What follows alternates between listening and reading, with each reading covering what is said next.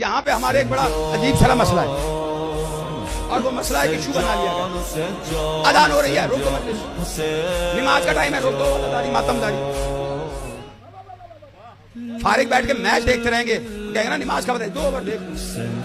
اگر کوئی یہ سوچ رہا ہے نا میں کسی کو نماز سے غافل کرنے لگا ہوں، نہیں، ترجیح اللہ کے قانون کے مطابق ہے۔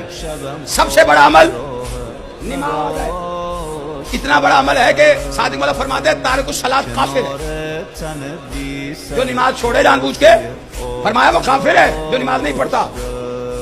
بندے نے سوال کیا مولا شراب پینے والا فاجر، گناہ کرنے والا فاجر، جوا کھیلنے والا فاجر، اور تارک الصلاۃ کافر؟ کہ وہ جو گناہ کرتے ہیں نا ان کے پاس ایک دلیل ہوتی ہے اپنے گناہ کو ثابت کرنے۔ آپ کسی شرابی سے پوچھے کیوں پیتے ہو، وہ کہتا ہے مجھے مزہ آتا ہے، تو دلیل آ گئی گناہ کو ثابت کرنے کے لیے۔ جوا کیوں کھیلتے ہو؟ لیکن یہ کبھی کسی سے نہ سنیں گے کہ کوئی یہ کہ بڑا مزہ آیا میں نے فجر چھوڑ دی۔ یہ اتنا بڑا عمل ہے نماز کا کہ نماز سب سے افضل اعمال میں۔ روزہ سے ٹھیک نہیں تو مت رکھو، حج مقروض ہو تو مت کرو، مسکین ہو تو زکات مت دو، لیکن نماز ان سارے اعمال سے اوپر ہے، سب سے بڑی۔ بیمار ہوتا پڑھو، صحت مند ہوتا پڑھو، کھڑے ہو کے پڑھ سکتے ہو تو پڑھو، نہیں تو بیٹھ کے پڑھو، بیٹھ کے نہیں پڑھ سکتے ہو تو لیٹ کے پڑھو، ورنہ اشارے سے پڑھو۔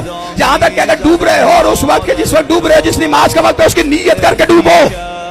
یہ نماز ہے جو سب سے افضل، سب سے بڑی، سب سے بڑی نماز، سب سے بڑی مسجد میں سب سے بڑے نبی کی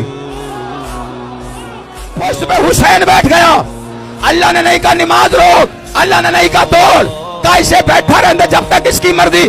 مالک کیا بتانا چاہتا ہے؟ کہا یہ بتانا چاہتا ہوں جو سب کے اوپر ہو اسے نماز کہتے ہیں، جو نماز سے اوپر ہو اسے حسین کہتے ہیں۔